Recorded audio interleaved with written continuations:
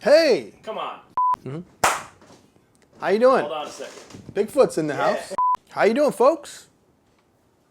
Toy Gains here. You can call me AC, AG. That one guy I saw one time in the street. I'm getting fatter by the day. Let's not get into that. So I went to New York Comiccon this year, 2018. And when I go to Comic-Con, I tried the whole get the exclusive act, or you wait in line, or you get there super early. It has never panned out. So I'm not a big go to Comic-Con for the exclusive guy. First of all, I'm sweating. So first of all, San Diego usually gets a lot of like the super really good exclusive stuff. Like this year they got the NECA TMNT classic set from the 90 film, the 6-inch ones, a bunch of other stuff from Hasbro. New York tends to get like the leftovers. I don't know why that is. It's just the way it is. A lot of people go every year. It gets bigger and bigger each year. So what I do when I go to Comic-Con, I bring a few $100s, and that's my limit. And if I see something cool, if I see something I don't have to order and it's there, I pick it up. So this is my Comic-Con? This is my Comic-Con toy haul. Hope you enjoy. Mezco 112 Collective. The exclusive they had was, I think, Doctor Strange from the 70s or 80s, an alternate costume, and another Old Man Logan. They didn't interest me that much either, so the fact that I missed out on getting the con exclusive didn't bum me out.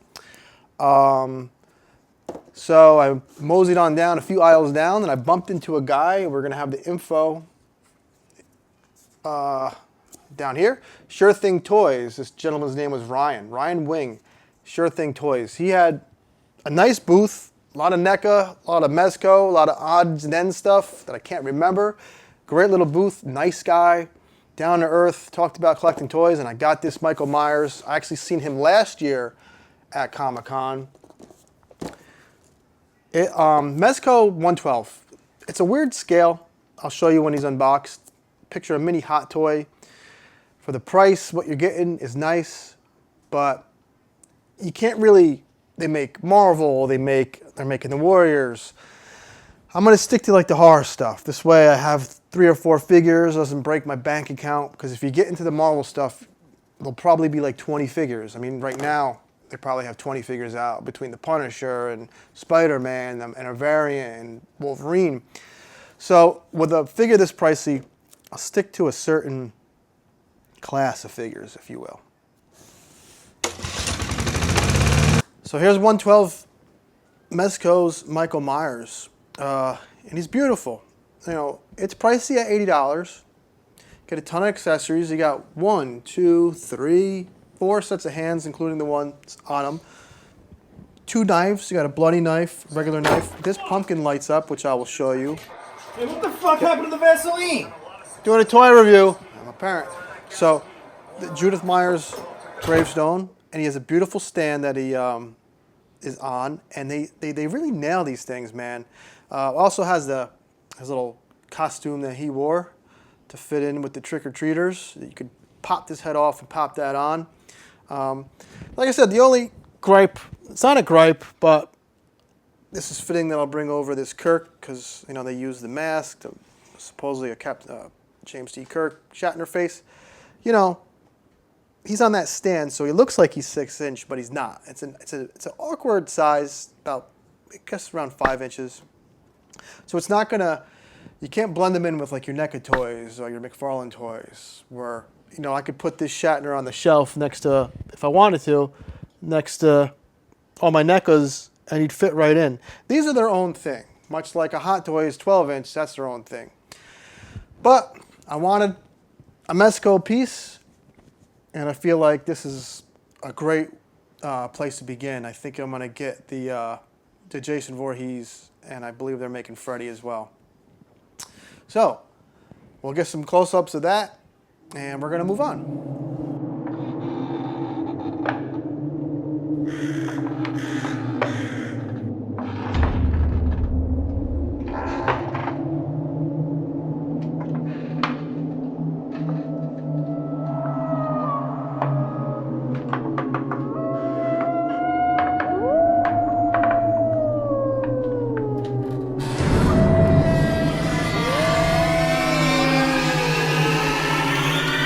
figures that I wanted to get when I was there, that I knew was going to be there, was from a company called Storm Collectibles. Now, they usually make video game figures. They made Chun-Li recently.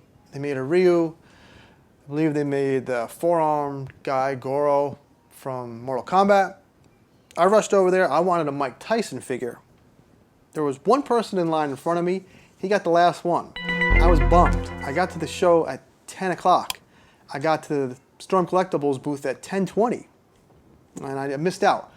But from the gentleman who sold me the Michael Myers, Mr. Ryan at Sure Thing Toys, he said, hey, email me.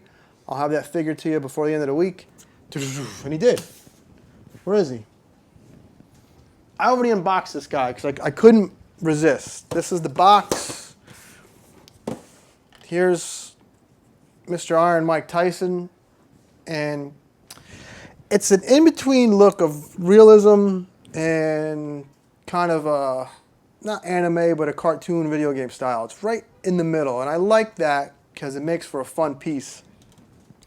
The trunks are licensed trunks. It has everything that Everlast and USA Shield on the bottom left. Everything that was on Tyson's trunks are there. You have his tattoo that said Mike. This is before he got the Arthur Ashe Days of Grace tattoo. This is Mike from the 80s. This is Mike that used to destroy people. This is Mike Tyson that ended up on Punch-Out. And I've been wanting this figure ever since I saw him at last year's Comic-Con, and I had to have him. I love him. He comes with two different heads. Somebody revs an engine outside my door. It's like a fucking machine. I live in Liberty City, by the way, from the Grand Theft Auto series. It's a real place. I live right there. Comes with the 3 belts that Mr. Tyson had. You can put them on him. The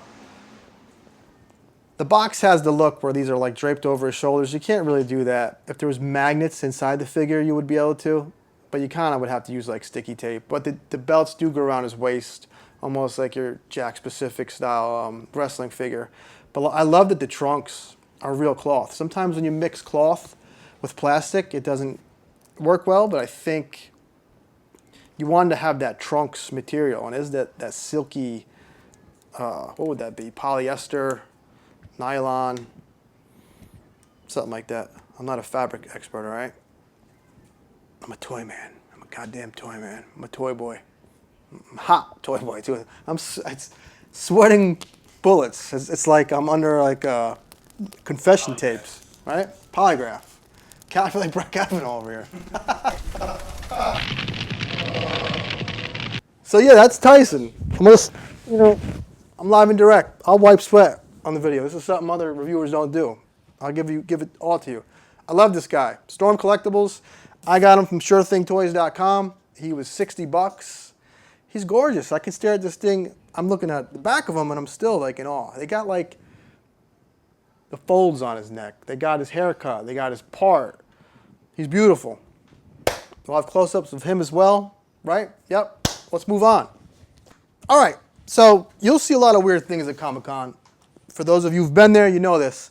I see this big jack guy dressed as HeMan. So he caught my eye. What am I going to say? I'm a fan. He's talking to the real Peter Griffin, the guy who cosplays as Peter Griffin, so I had to get into that mix. But behind these two, I saw these really eye-catching, zany, charming, they're not customs. I'm going to give you the info. They're a lot like the 80s Master of the Universe, like HeMan, of course, and they are definitely celebrating that fact. To see the back has pictures of other figures. I guess he's been out for a while. This is a gentleman, Zolo World. He was really nice. He was passionate. He was right there. Showed me all the figures. Showed me, I guess, this guy. This guy's name is the Archfiend. He was in the Wave 1. He gave me a good deal on these 4 figures, and I love them, man. They even come with a mini comic. Like, I'm going to go behind me. Folks, don't mind my rear end.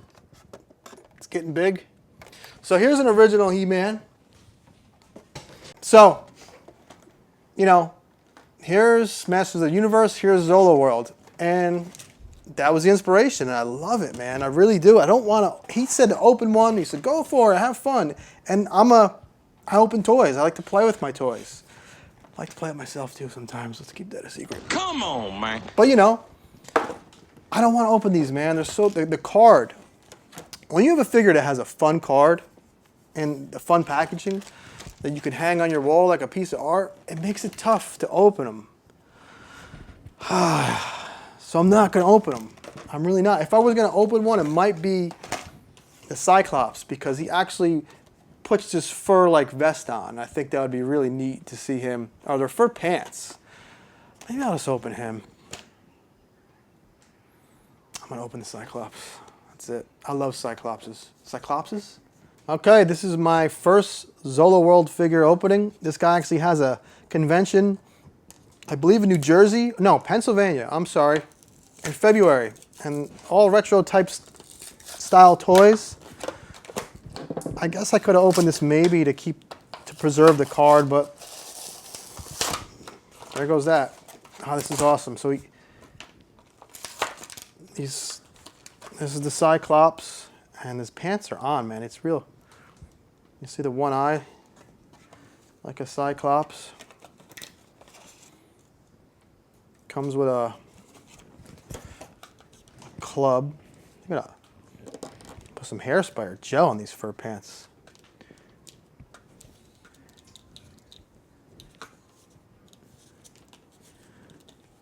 It reminds me of the, one of them chubby, the Gamorrean guards. Yeah. Here's the comic he came with. On the back, it has colored pics of the newest wave. And I don't know if the story is specific to the Cyclops, but it's much like the original Masters of the Universe comics that came with those figures. This is just really neat. It's wild. This guy apparently was not crowdfunded. He did it on his own, and we'll have some shots of him as well.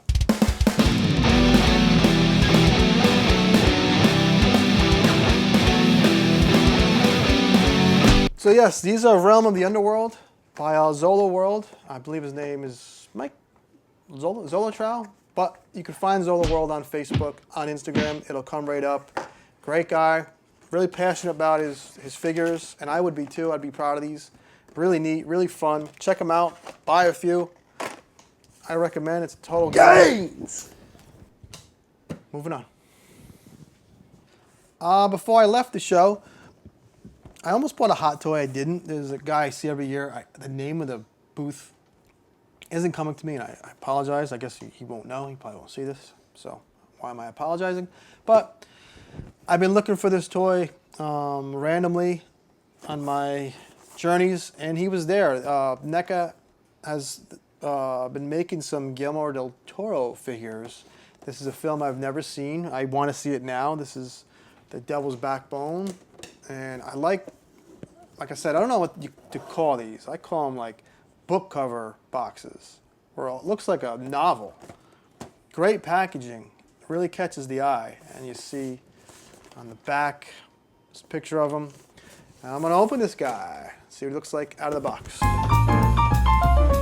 So this NECA piece is kind of just that. It's like a mini art piece. I'm not familiar with the film.